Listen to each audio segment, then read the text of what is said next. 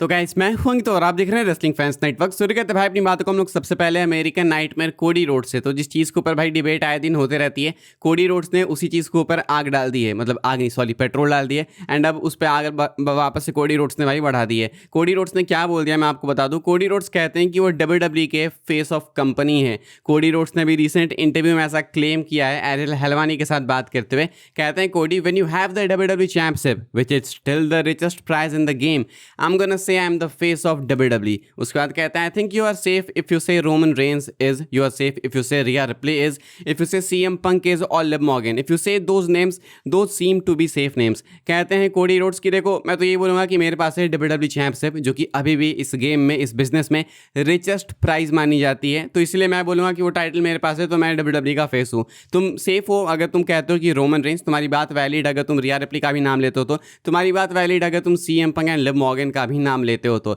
अच्छा, इससे ही पता चलता है कि अगर ये रिया रिप्ली और लिव मॉर्गन को कंपनी का फेस समझते हैं तो इनकी बुद्धि कितनी है, इतना आप इससे जज कर सकते हो कि इनका IQ कितना होगा। दूसरी चीज़ कि अगर किसी की आइडियोलॉजी एंड माइंडसेट वाइज इस तरीके की है कि मेरे पास ये टाइटल है तभी मैं फेस ऑफ कंपनी हूँ, तो पता चलता है कि उस टाइटल के बिना वो कुछ नहीं है। रोमन रेंस के कंधे पे तुम टाइटल दो चाहे ना दो, जॉन सीना के कंधे पे तुम टाइटल दो चाहे ना दो, फेस ऑफ कंपनी थे हैं रहेंगे। लेकिन कोडी रोड्स के कंधे पे जब ये टाइटल रहेगी तभी कोडी फेस ऑफ द कंपनी रहेंगे। यानी कि आप फेस ऑफ द कंपनी नहीं हो, ये title face of the company है। आप ये बोलना चाह रहे हो, ये आपने खुद बोला, मैं नहीं कह रहा। आप कह रहे हो कि ये टाइटल ये कंपनी की बेस्ट टाइटल है, नंबर 1 टाइटल है, तो ये मेरे पास है तो मैं फेस ऑफ द कंपनी हूँ ना। इट्स लाइक कि ये title face of the company है। एंड टाइटल तो भाई चोरी छुपे आप कहीं से भी ले सकते हो, मतलब पॉलिटिक्स करके। तो फेस ऑफ द कंपनी आप नहीं, शायद ये चैंपियनशिप आप ये कहना चाह रहे हो, मैं खुद से नहीं कह रहा, ये शायद आप खुद कहना चाह रहे हो। बिकॉज रोमन रेंस हो गए, CM पंक हो गए, इन लोगों को टाइटल की तो नीड नहीं है भाई खुद को फेस ऑफ द कंपनी बोलने के लिए।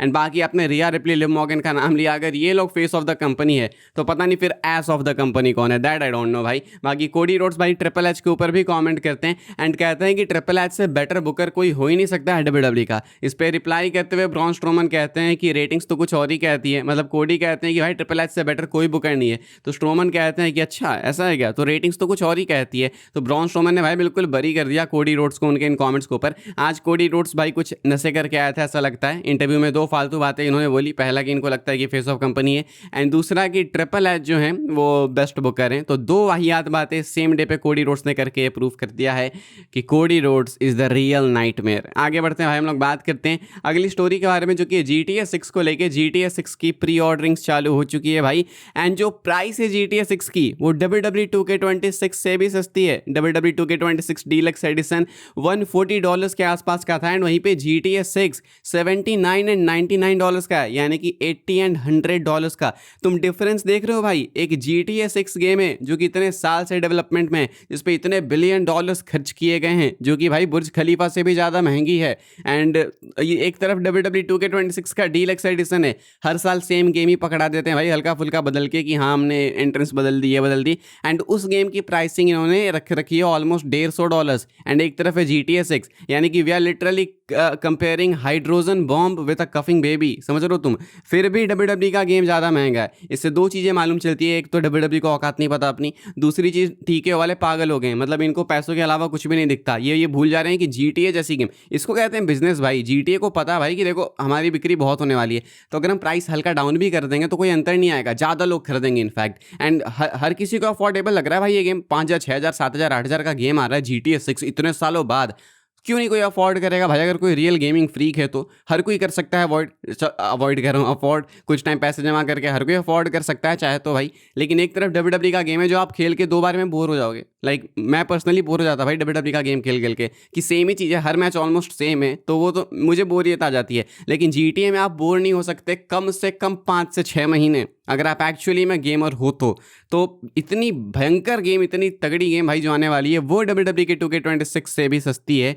इससे पता चलता है कि WWE वाले कितने ग्रीडी हो चुके हैं। आगे बढ़ते हैं, हम लोग बात करते हैं अगली स्टोरी के बारे में जो कि ओबा फेमी को लेके। ओबा फेमी क्या जे उसो से हारने वाले हैं नाइट ऑफ चैंपियंस में, इसके ऊपर कमेंट करते हैं जोनाथन कोचमैन स्पोक्समैन एंड कहते हैं कि उनके अकॉर्डिंग डब्ल्यूडब्ल्यू वाले वापस से ब्लड लाइन पर बिल्कुल रिलाई कर चुके हैं। इनको ब्लड लाइन हर तरफ दिख रहा है एंड ब्लड लाइन के अलावा कुछ नहीं दिख रहा है। एंड इसके साइंस आप लोग ऑलरेडी देख सकते हो, ऐसा कहना है जोनाथन कोचमैन का। एंड इनका कहना है कि इसी कारणवश इसी रीजन से ओबा फैमी को भी ये लोग नाइट ऑफ चैंपियंस में बरी कर देंगे एंड जे उसो जीत जाएंगे ओबा फैमी के सामने। अब वो तरीका क्या होगा लेकिन नहीं पता, लेकिन इनको लगता है कि जे उसो ओबा फैमी को बीट करेंगे, पिन करेंगे नाइट ऑफ चैंपियंस में King of the Ring finals में। आई नो कि अगर ये होगा भाई तो भयंकर आउटराइज होगा, बट क्या ये गलत डिसीजन होगा वो तो एग्जीक्यूशन पे पता चलेगा भाई। अगर लेसनर आके अटैक कर देते हैं तो इतना भी ज़्यादा बेकार नहीं होगा, क्योंकि भाई लेसनर का अटैक करना makes a lot of sense. But देखते हैं क्या होता है। फिलहाल जोनाथन कोचमैन के अकॉर्डिंग ब्लड लाइन के लिए डब्ल्यूडब्ल्यू वाले ओबा फैमी को बरी करने वाले हैं समर स्लैम में। एंड वक्त ही बताएगा कि जोनाथन कोचमैन कितने सही हैं। इससे पहले वक्त ने बता रखा है कि जोनाथन कोचमैन बिल्कुल भी सही नहीं रहते, झूठ बोलते हैं। लेकिन अभी देखते हैं भाई इसके बारे में क्या इन्होंने जो बोला वो सच होता है फिर नहीं। आगे बढ़ते हैं, हम लोग बात करते हैं अगली स्टोरी के बारे में, जो कि पॉल हेमन को लेकर। तो पॉल हेमन ने भाई रिसेंट अभी अपने इंटरव्यू में क्रिस वैलेट के साथ में बहुत कुछ रिवील किया। एंड रिवील करते हैं कि अभी इनका डब्ल्यूडब्ल्यू में जो रोल है, मेन अभी जिस चीज़ के ऊपर काम कर रहे हैं भाई, वो है रेसलमेनिया 43 एंड रेसलमेनिया 44। मतलब ये ऑलरेडी अभी ही रेसलमेनिया 42 कुछ टाइम पहले खत्म हुआ है, अभी ये WrestleMania 43 Saudi Arabia and WrestleMania 44 के लिए प्लान्स बनाने लगे हैं भाई कि आखिर क्या कैसे होगा, कौन से मैचेस किए जा सकते हैं। डेफिनेटली भाई एक इसमें रॉक रोमन का मैच कंसिडर किया जा रहा है अगले साल के लिए। इसके अलावा कौन कौन से मैचेस किए जाने कंसिडर वो तो पॉल हेमन ही जानते होंगे। रेसलमेनिया 44 फिलहाल बाय द वे डिसाइडेड भी नहीं है कि कहाँ से होगा, किस डेट पे होगा, क्या कुछ होगा। हालांकि वो तो रेसलमेनिया 43 का भी डेट नहीं पता, बट प्लान्स बनाए जा रहे हैं डेफिनेटली। एंड पॉल हेमन का रोल उसमें सबसे मेजर है। एंड पॉल हेमन पे मुझे बिलीव है भाई कि वो अच्छा ही कुछ बनाएंगे। नॉर्मली पॉल हेमन ज़्यादा ऐसे हगास मचाते नहीं है। आगे बढ़ते हैं हम लोग बात करते हैं अपनी आखिरी अपडेट के बारे में, जो कि सेमी जेन को लेके। एंड ये नाइट ऑफ चैंपियंस आप लोग मान सकते हो कि सेमी जेन का है आखिरी मौका। This is Sami Zayn's last chance. तो क्यों भाई सेमी जेन चैलेंज करने वाले कोडी रोड्स एंड गंथर को डब्ल्यूडब्ल्यू एंड स्पिरिट चैंपियनशिप के लिए नाइट ऑफ चैंपियंस में एक ट्रिपल थ्रेट मैच के लिए। ये नाइट ऑफ चैंपियंस का मेन इवेंट होने वाला है। एंड क्योंकि ये वाला मैच मेन इवेंट करेगा तो मैक्सिमम मेजॉरिटी को लगता है कि यहाँ पे टाइटल हैंड चेंज करेगी। अगर नहीं भी करेगी तो भी एंडिंग हो सकता है कि कुछ केओटिक होगी। सेमी जेन अगर यहाँ पे सऊदी की क्राउड के सामने टाइटल नहीं जीतते हैं तो बहुतों को लगेगा भाई कि सेमी जेन का मोमेंटम किल कर दिया गया एंड जो भी कुछ हो सकता था वो नहीं किया जाएगा इनके साथ आगे। हालांकि वो अलग बात है कि अगले साल रेसलमेनिया भी सऊदी से होने वाला है, तो डब्ल्यूडब्ल्यू वाले क्या पता वहाँ पे इनको टाइटल देना चाहें। लेकिन अभी भी इनके पास एक अपॉर्चुनिटी है। अगर डब्ल्यूडब्ल्यू वाले चाहते हैं कि ज़्यादा रिस्क ना लिया जाए जे उसो की तरह या फिर बाकी किसी ऐसे पार्ट टाइम चैंपियन की तरह रेसलमेनिया 43 में, तो ये लोग चाहे तो यहाँ पे ये रिस्क ले सकते हैं। एंड अगर ये रेंज ज़्यादा काम नहीं की, ज़्यादा अच्छा नहीं गया कुछ, तो 1-1.5 महीने में एंड कर सकते हैं। रेसलमेनिया 43 में रिस्क लेने से फार बेटर होगा ये। तो ये एक तरीके से सेमी जेन का लास्ट चांस है। देखते हैं भाई डब्ल्यूडब्ल्यू वाले इनको वर्ल्ड टाइटल देते हैं या फिर नहीं, वक्त बताएगा। एंड स्पिरिट टाइटल के चांसेस काफ़ी ज़्यादा हैं कि वो नाइट ऑफ चैंपियंस में हैंड चेंज करने वाली है। फिलहाल भाई लोग इस वाले वीडियो के लिए यही सारी अपडेट्स थी। आई होप सबको इन्फॉर्मेशन मिली हो तो वीडियो को लाइक कीजिएगा, शेयर कीजिएगा भाई एंड सब्सक्राइब कीजिएगा चैनल को, ताकि आने वाले टाइम के अंदर आपको और भी सीन डब्ल्यूडब्ल्यू के अपडेट्स वगैरह सबसे पहले देखने को जानने को मिलते रहे।